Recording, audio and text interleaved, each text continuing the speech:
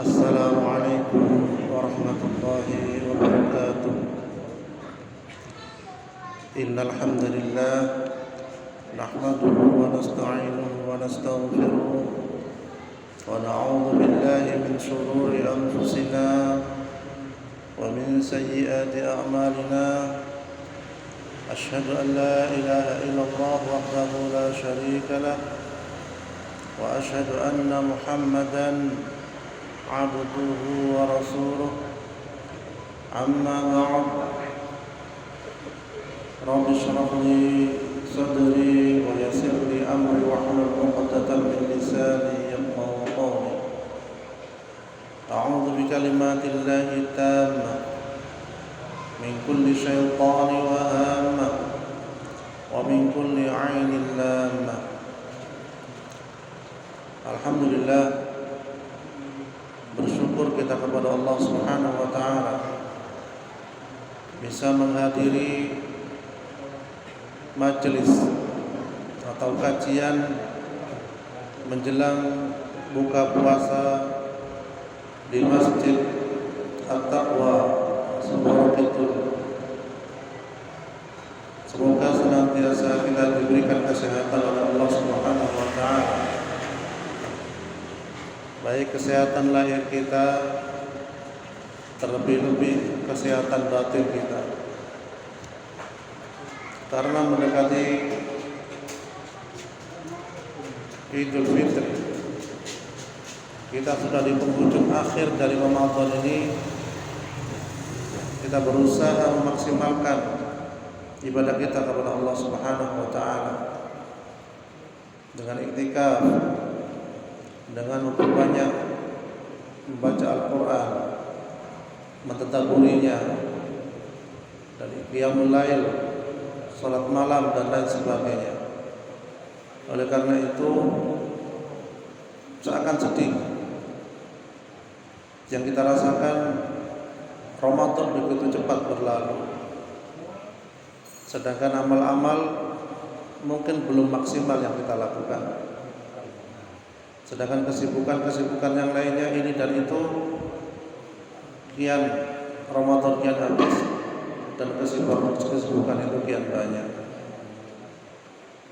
Bapak-bapak sekalian dirahmati Allah, marilah kita berusaha memaksimalkan akhir Ramadan ini dengan banyak beribadah kepada Allah Subhanahu wa taala.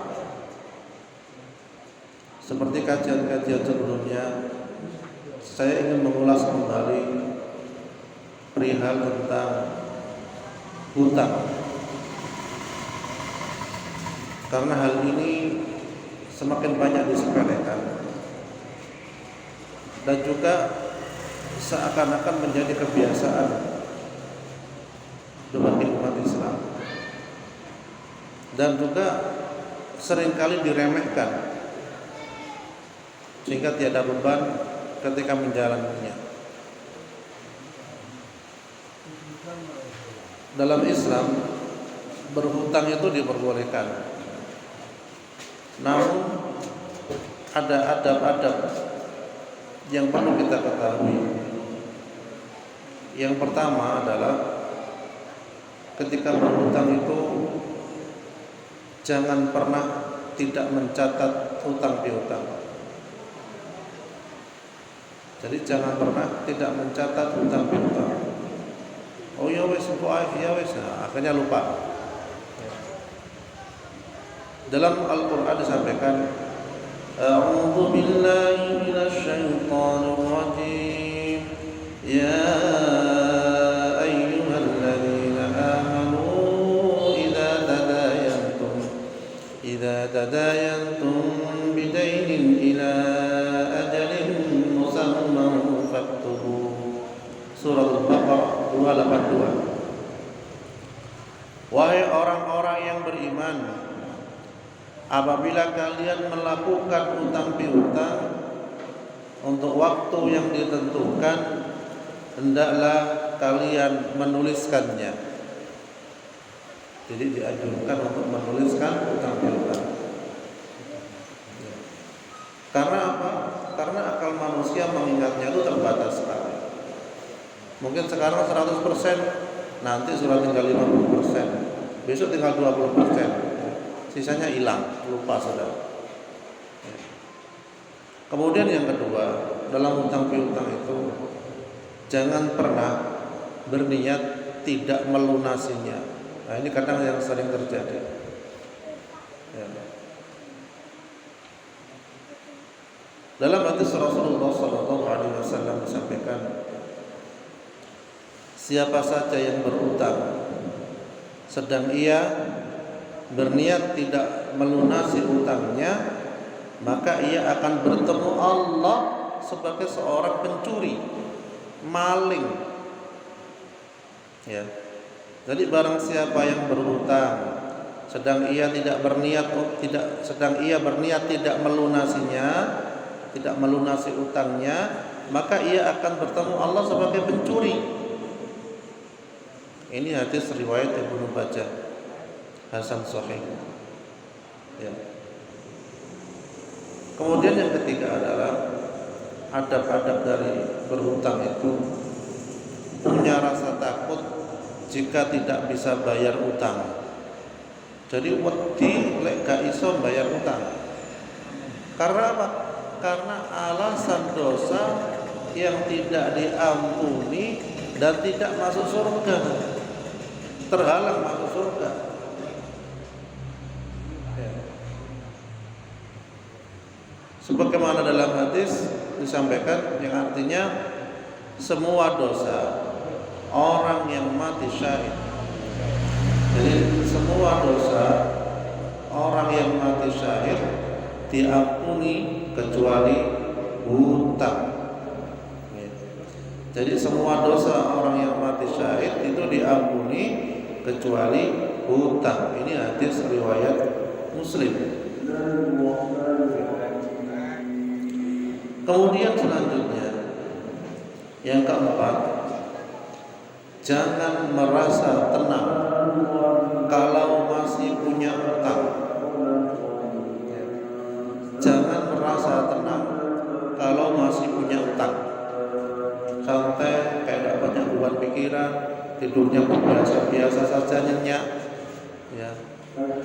Apalagi masih punya utang, tego-tegone beli perkakas baru-baru, bukan kebutuhan tapi keinginan. Ya, beli sepeda baru, mobil baru dan sebagainya.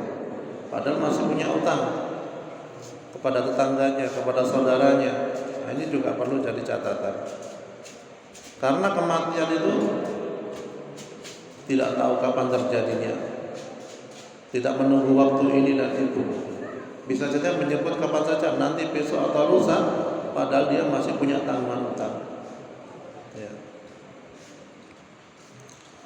Sebagaimana dalam hadis Rasulullah, barang siapa mati dan masih berhutang 1 dinar atau dirham, maka utang tersebut akan dilunasi dengan diambil amal kebaikannya. Karena di sana, di akhirat, tidak ada lagi dinar, tidak ada lagi dirham. Ini hadis riwayat Ibnu Majah. Ya, jadi totalan nanti di akhirat itu amal kebaikannya akan diambil kalau dia masih punya utang di dunia. Ya.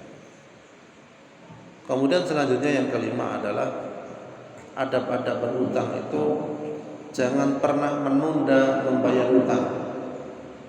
Ya. Karena juga dalam hadis disebutkan juga, jadi menunda-nunda membayar utang ini bukan suatu kebaikan. Apalagi eman. Ya. Rata-rata begitu godaan setan itu, untuk bayar utang disuruh eman. Buat ini dulu, buat itu dulu dan lain sebagainya. Padahal hadisnya jelas mengatakan begini, menunda-nunda bayar utang bagi orang yang mampu bayar adalah kezaliman. Ya. Jadi menunda-nunda bayar utang bagi orang yang mampu adalah kezaliman. Kadang khawatir membayar utang tuh, nanti buat besok apa ya?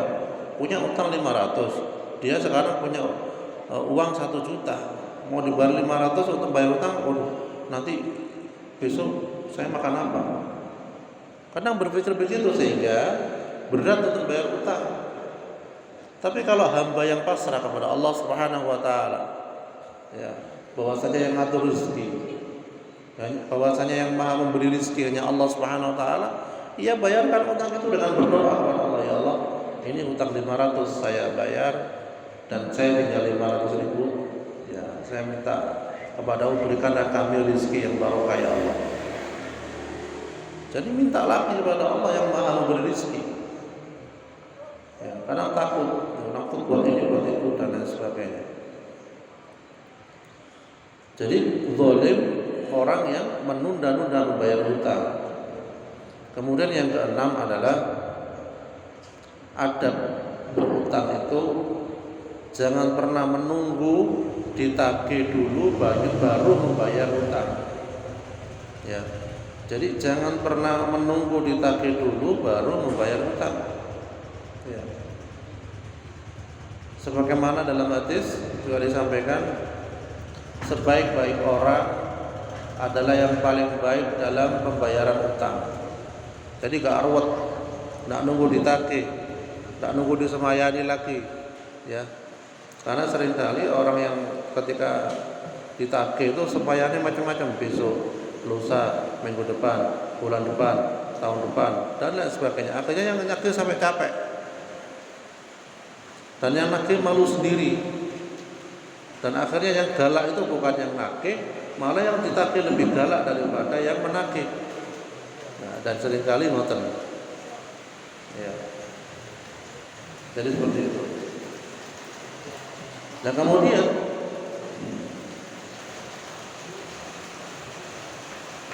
yang ketujuh adalah jangan pernah mempersulit dan banyak alasan dalam pembayaran hutang. Ya. Jangan pernah mempersulit dan banyak alasan, ya, dalam pembayaran hutang. Sebagaimana dalam hadis, Allah Azza wa Jalla akan memasukkan ke dalam surga orang yang mudah ketika membeli, menjual, dan melunasi utang. Ya. Jadi Allah Subhanahu wa taala memberikan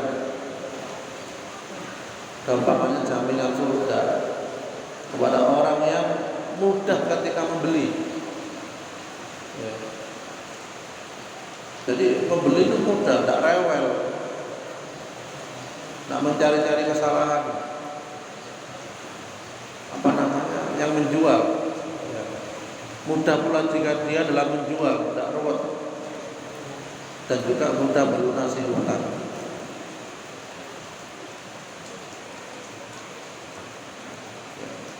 Kemudian selanjutnya adalah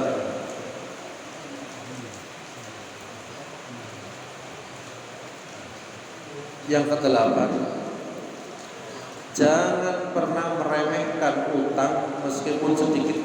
Nah ini pun juga menjadi catatan. Ya.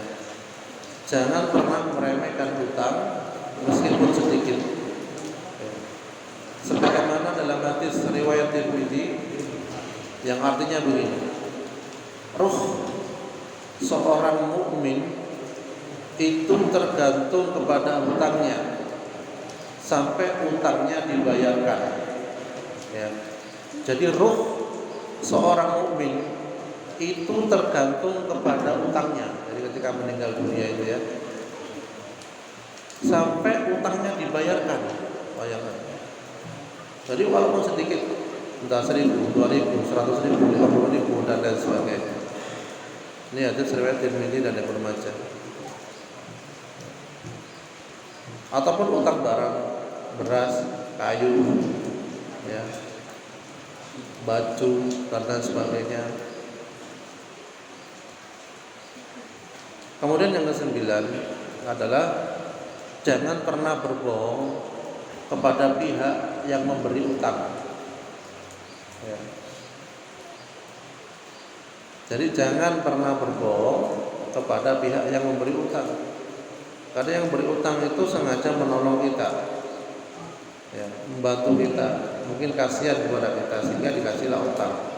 Ataupun orang itu ketika minta utang merengek-rengek, menangis-nangis, bahkan sampai sumpah-sumpah dan lain sebagainya. Tak sahur, bayar. Ya.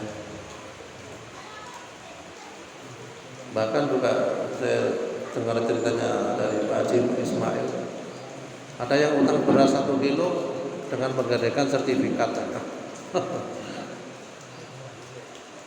Akhirnya ya nggak teko yang utangnya. Misalnya panjenengan ada yang mau utang ke panjenengan beras 1 kilo, ini sertifikat saya jenengan pegang, kan nggak teko.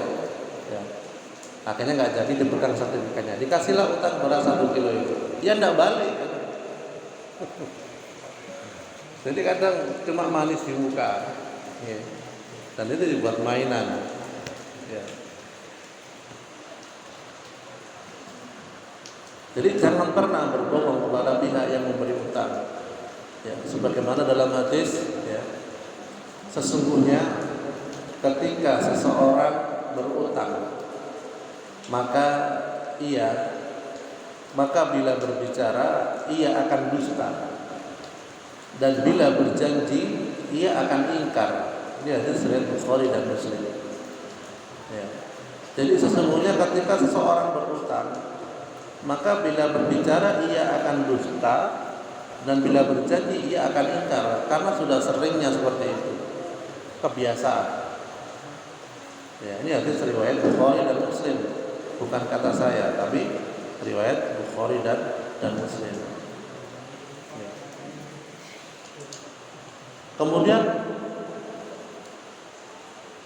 masuk kategori manakah kalau sudah sering berbohong ketika ditagih dan sering menipu dan sering membuat hal-hal yang palsu-palsu lagi nanti kelak?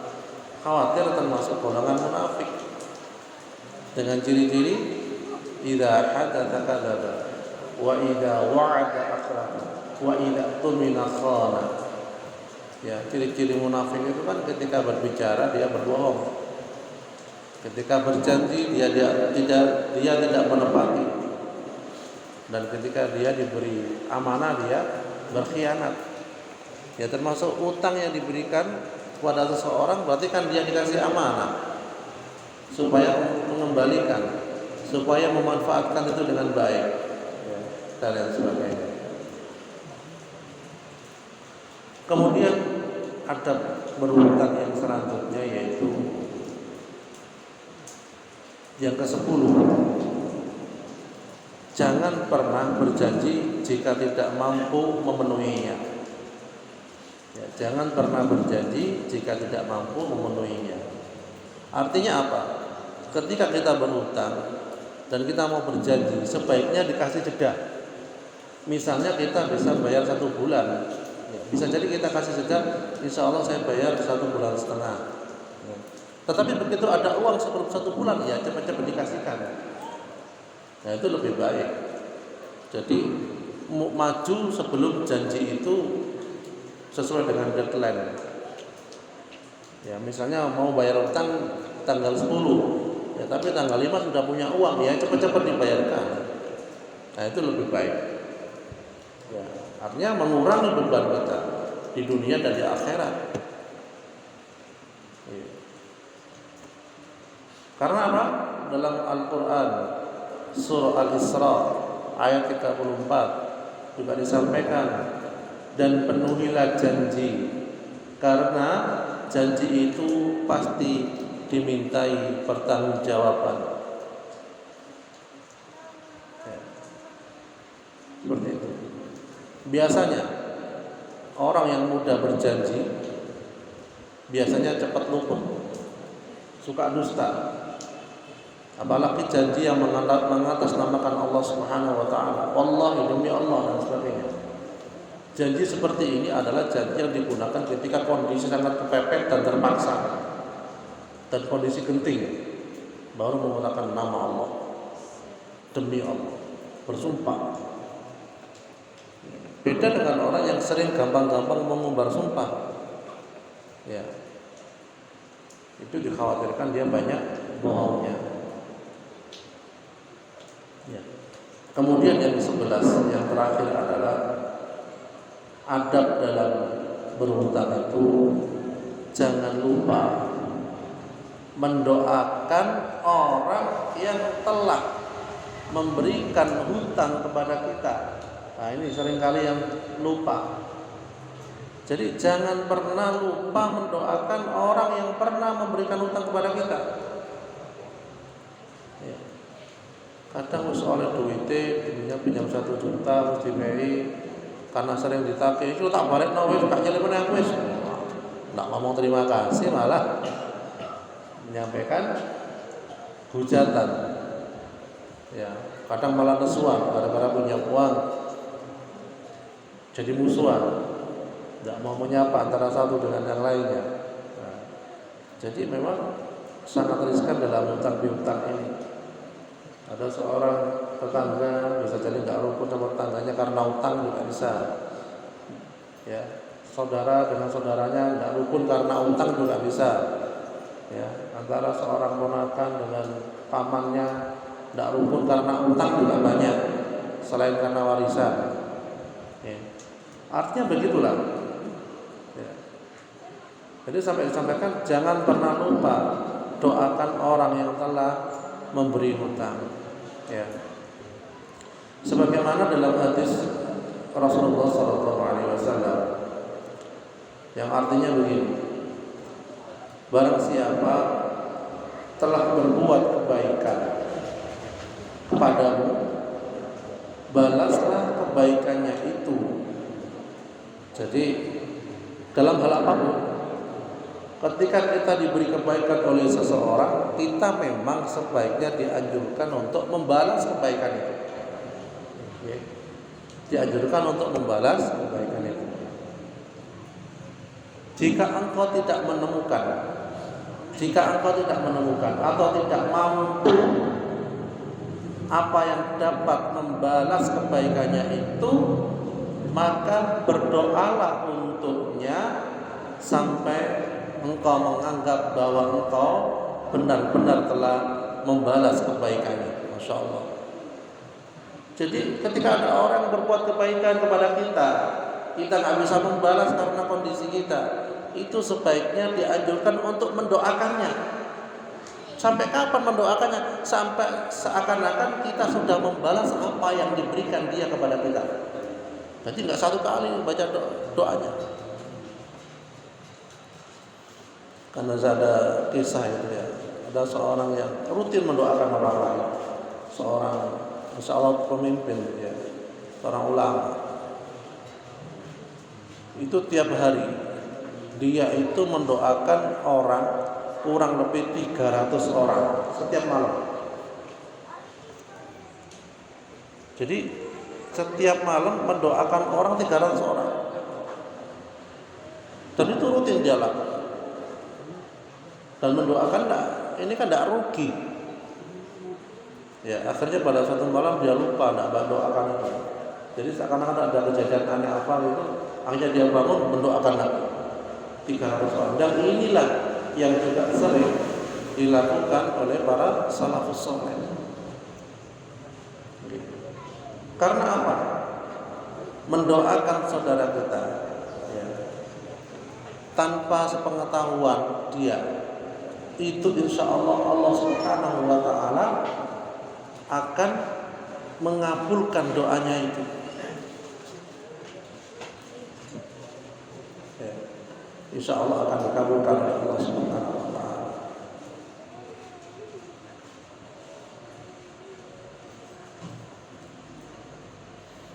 Dan hari ini bulan Ramadan, akhir 10 malam terakhir, nanti malam 22 ya, besok malam 23.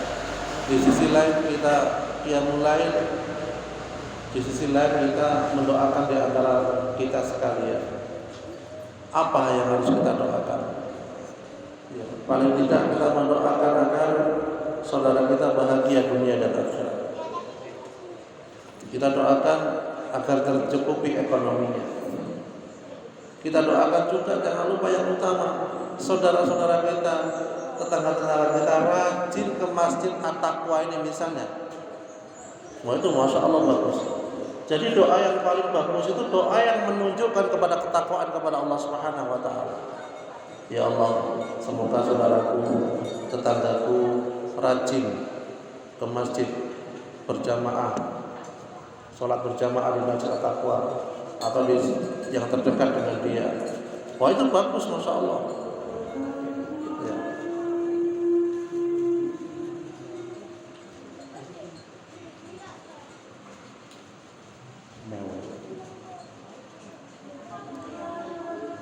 Seperti kita ketahui dalam surah Al-Baqarah, ya, yang artinya begini. Dan apabila hamba-hambaku bertanya kepadamu tentang aku, maka jawablah bahwasanya aku adalah dekat. Aku mengabulkan permohonan orang yang berdoa apabila ia memohon kepadaku. Maka hendaklah mereka itu memenuhi segala perintahku dan hendaklah mereka beriman kepadaku agar mereka selalu berada dalam kebenaran. Ya. Jadi bapak-bapak sekalian dirahmati Allah, itulah adab dari hutang piutang yang kita sampaikan. Semoga kita terhindar dari lilitan hutang. Walaupun kondisi mampu sekarang, walaupun kondisi kita berada punya uang, punya dana, punya apa, tapi kita tetap berdoa kepada Allah. Allahumma inni a'udzubika minal hammi wal hazan wa a'udzubika minal ajzi wal kasal wa a'udzubika minal jubni wal bukhl wa a'udzubika min ghalabatid daini wa qahri rijal. Jadi seperti itu.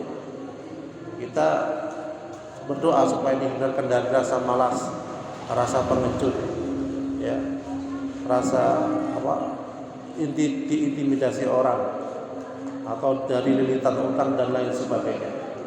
Kita mohon kepada Allah karena Allah lah yang Maha Kuasa, yang Maha segalanya. Ya. Jadi insya Allah itu yang bisa saya sampaikan. Kurang lebihnya mohon maaf. Mari kita berdoa, ya. Dengan doa yang kita baca, mari kita aminkan.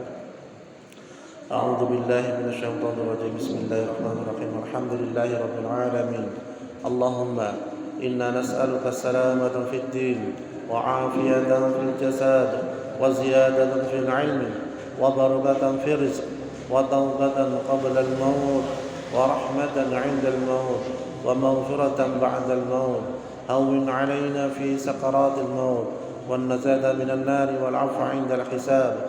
Rabbana hab lana min azwajina wa dhurriyyatina qurrata a'yun waj'alna lil muttaqina imama. Allahumma innaka ta'lamu anna hadhihi al-qulub qad istam'at 'ala mahabbatik waltaqat 'ala ta'atik wa tawahhadat 'ala da'watik wa ta'ahadat 'ala nusrati syari'atik. Waffiqillahumma rabitataha wa adimuddaha wahdiha subulaha wamla'ha binurika alladhi la yakhlu washrah suduraha bifayidil imani bik وجميل التوكل عليك وأحيها بمعرفتك وأمتها على الشهادة في سبيلك إنك نعم المولى ونعم النصير. ربنا آتنا في الدنيا حسنة وفي الآخرة حسنة وقنا عذاب النار والحمد لله رب العالمين. Mari kita berdoa menjelang berbuka ini.